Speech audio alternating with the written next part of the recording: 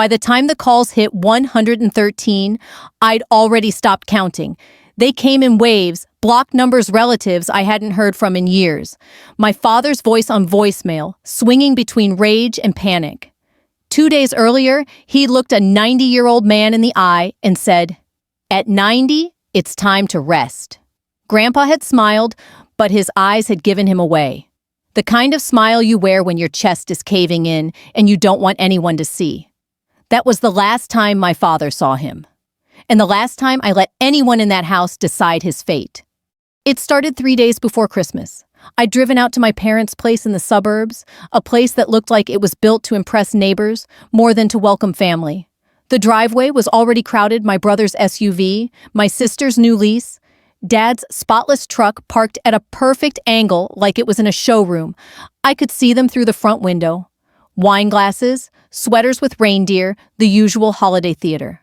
Grandpa was at the far end of the living room in his chair by the fireplace, his navy cap tilted slightly forward, hands resting on the cane he'd carried since his knee surgery 10 years ago. I stepped inside, brushing the cold off my coat, and felt it right away, that subtle shift in the air when something's already gone wrong. Dad was standing in front of him, wine glass in hand, voice louder than it needed to be. "Dad, it's time. 90 years is a long run. You should be somewhere you can rest. Somewhere you can get proper care. Proper care." The phrase people use when they want to make neglect sound like kindness. Grandpa looked up at him. I saw it, the flicker of hurt, the single tear that escaped before he wiped it away like it was just an itch. He didn't argue, didn't defend himself, just nodded slowly and whispered, "I'm fine here." Dad sighed like a man trying to be patient with a stubborn child. "It's for your own good." I don't know what Dad expected me to do, back him up. Stay quiet, I did neither. Instead, I crossed the room, knelt beside Grandpa's chair, and said, "Let's get your coat." The room went still. "Where are you going?" my mother asked from the sofa. "Out," I said. "We won't be long." Grandpa didn't look back as we left. The winter air was sharp enough to sting. I helped him into the passenger seat of my car, making sure the blanket he kept in the back was pulled over his legs. "You okay?" I asked. He gave me a tired smile. "Better now." I started the engine, turned away from my apartment, and headed for a place he hadn't seen in years, a place I'd only heard about in pieces of old stories told over black coffee and Sunday mornings. We didn't talk much on the drive. We didn't need to. There was a plan forming in my head, and if I was right about what we'd find there, it was going to change everything. The turnoff was easy to miss. A narrow lane, half covered in frost, curved away from the main road and disappeared behind a line of bare oaks. The old wooden sign was leaning, the paint faded, to the point where the letters looked like they'd been written in Smoke Masonville Veterans Hall. Grandpa shifted in his seat as soon as he saw it. His hand, the one that still had a sailor's grip, even at 90, tapped my arm. "You remembered," he said quietly. "You mentioned it once," I told him. "On my last deployment."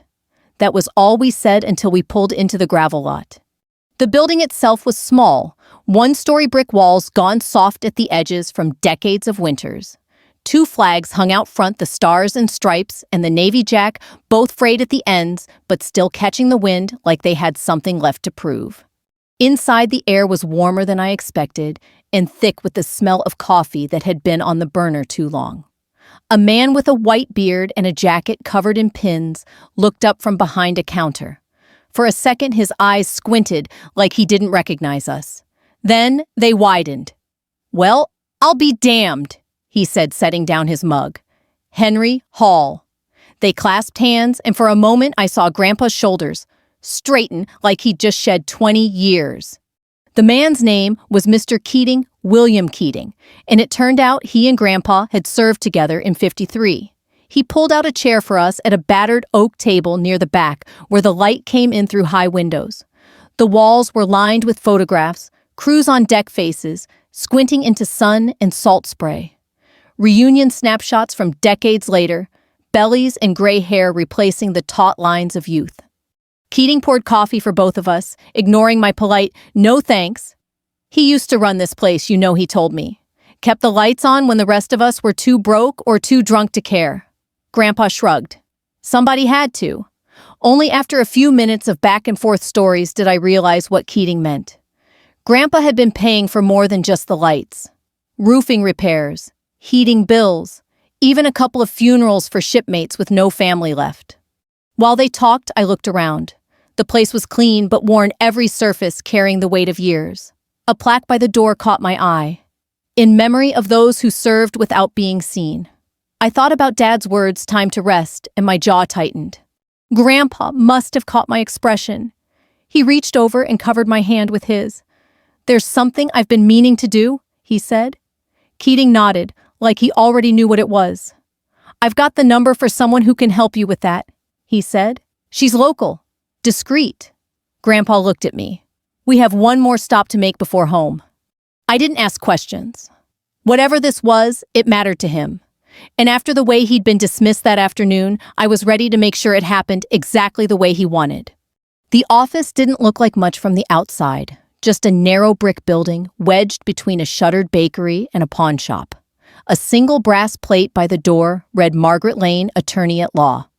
Grandpa moved slower now, leaning on his cane, but there was a steadiness in his eyes I hadn't seen earlier that day.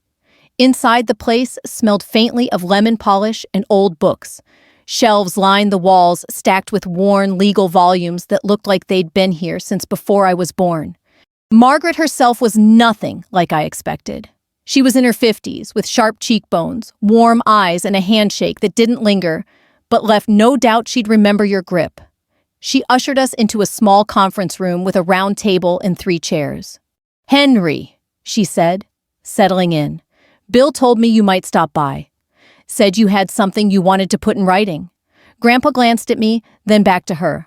"I want to make sure certain people are taken care of, and certain others aren't." Margaret's brows lifted slightly, but she didn't press. Instead, she reached for a yellow legal pad. "Tell me who and tell me why." What followed was slow, deliberate, and sharper than anything I'd heard from Grandpa in years. Names, dates, accounts.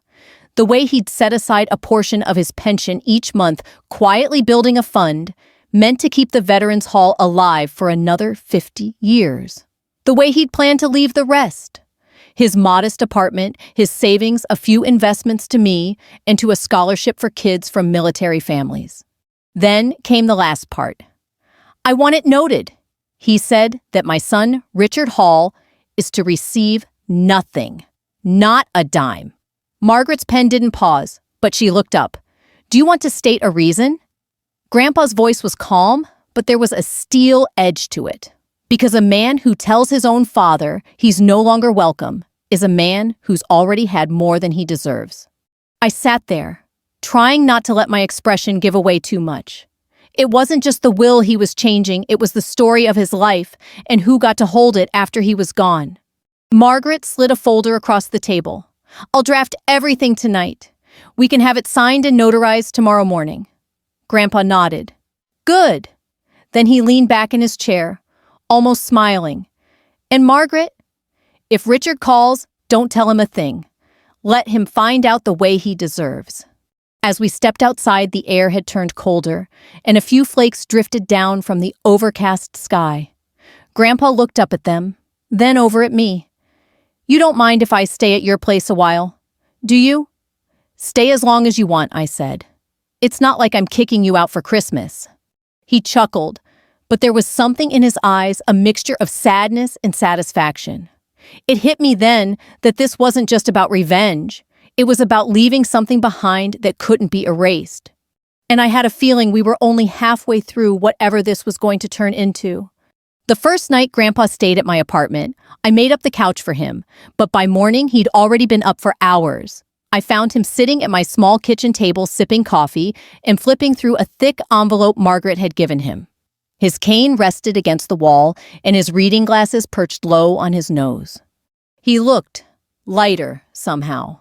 Not happy exactly, but unburdened. "You were up all night?" I asked, pouring myself a mug. "Couldn't sleep. Kept thinking about what comes next." "What does come next?" He looked up at me, and for a moment the lines in his face seemed sharper. "I need to see someone. A few people, actually." We started with the Veterans Hall, a squat building with faded blue siding and a roof that looked like it had weathered 100 winters. Inside, the air was warm and smelled faintly of coffee and floor wax. A few older men in worn jackets looked up as we came in. Henry, one of them, called, getting to his feet. "Thought we'd lost you." They surrounded him, shaking his hand, clapping his shoulder. One man, Bill, the same one who tipped Margaret off about our visit, pulled me aside. "Your granddad's a stubborn old cuss. When your dad shut him out last Christmas, he stopped coming around. Said he didn't want to get in the way." I glanced at Grandpa across the room, smiling faintly at some story being told. "Well, he's back now." Bill's eyes softened. "Good. We need him." From the hall, we drove to a small one-story home with peeling paint. A woman in her 60s opened the door, eyes widening when she saw Grandpa. "Henry, hi, Annie," he said, his voice warm. "Just came by to check on you." They talked in her doorway for nearly half an hour. When we left, I noticed he'd slipped an envelope into her hand, the same kind Margaret had been preparing for him. It became a pattern. We visited an old Navy buddy who lived alone in a cramped apartment, a neighbor who'd helped Grandpa shovel snow back when his knees were still good, a widow who used to bake pies for the hall's holiday dinners. At each stop, there were hugs, long talks, and those discreet envelopes. By the time we pulled back into my apartment's parking lot, the stack he'd started with was almost gone. That night, I finally asked, "Why now?" "Grandpa, why not just leave this money in the will?" He leaned back on the couch, his gaze fixed on the dark window. "Because I'm not waiting for a funeral to do the right thing.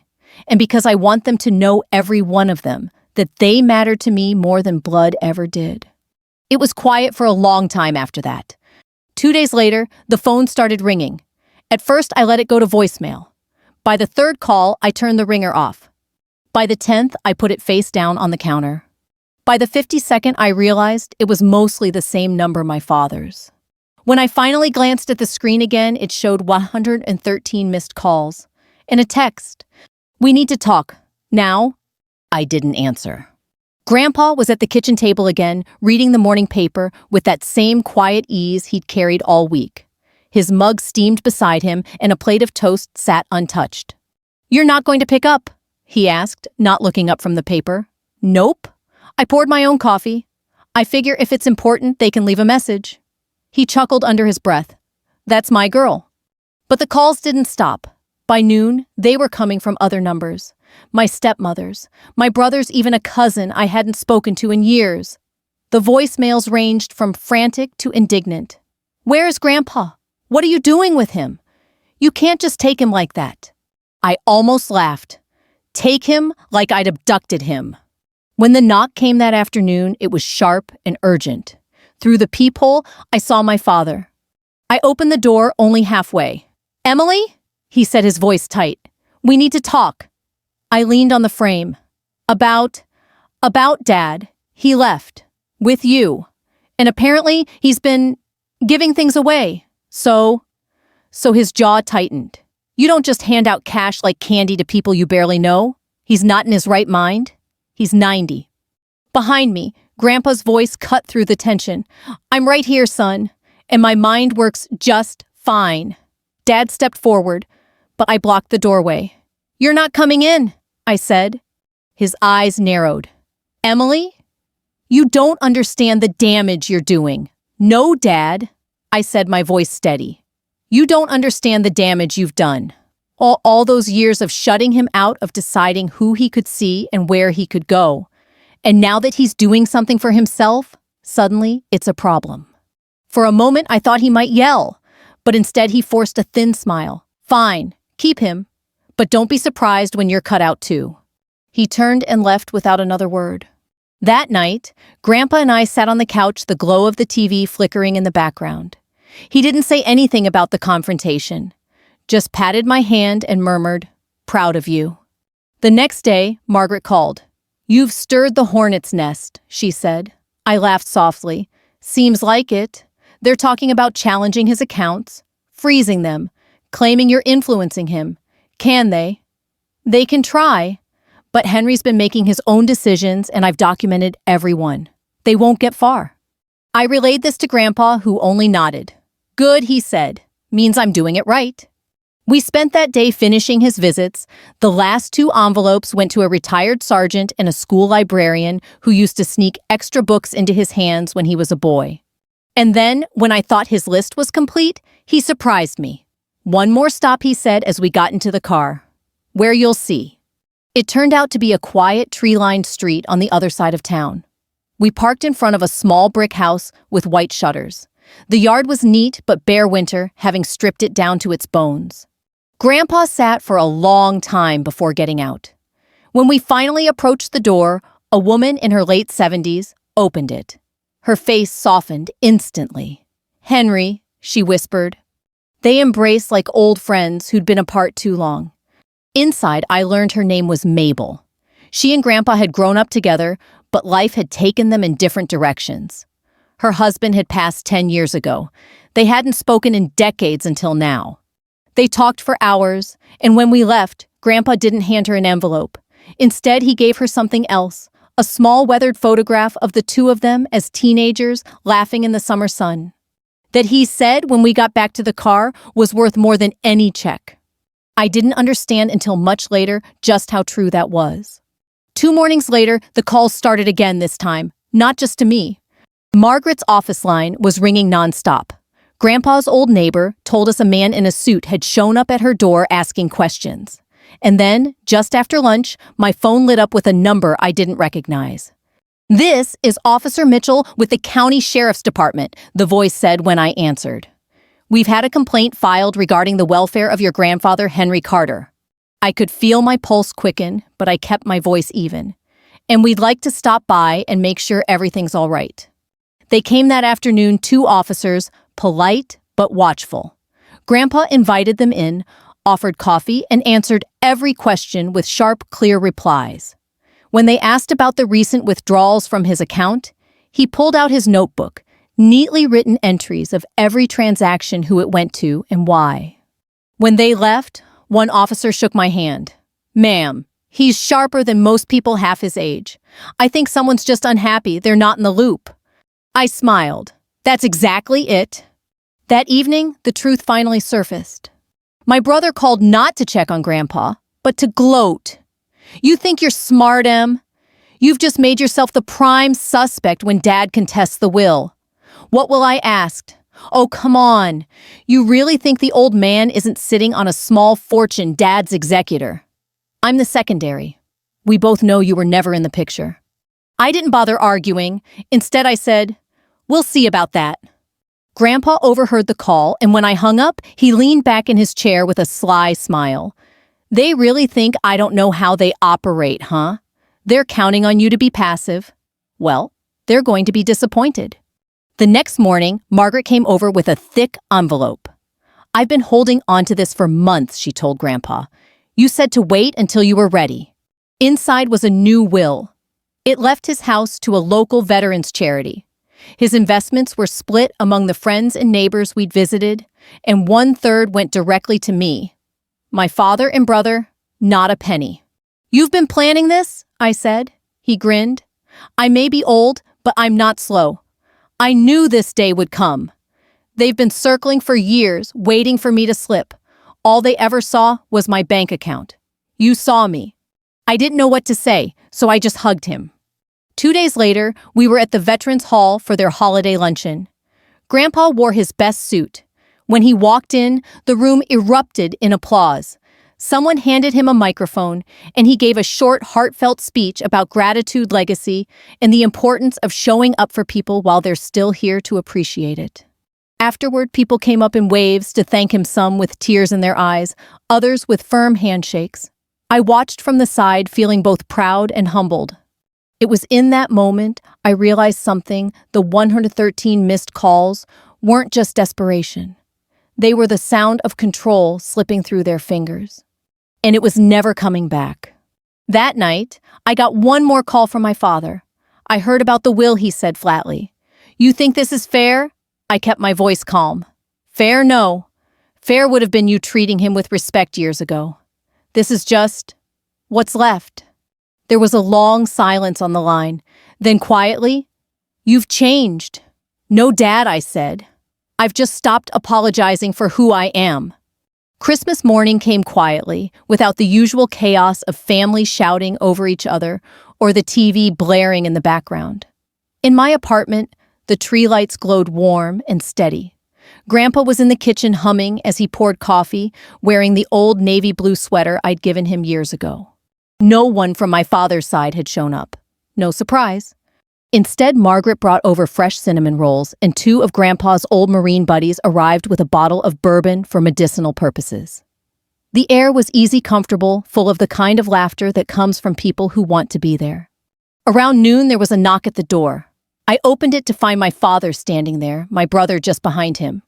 Both looked smaller somehow, not in stature, but in presence. "Can we come in?" Dad asked, avoiding my eyes.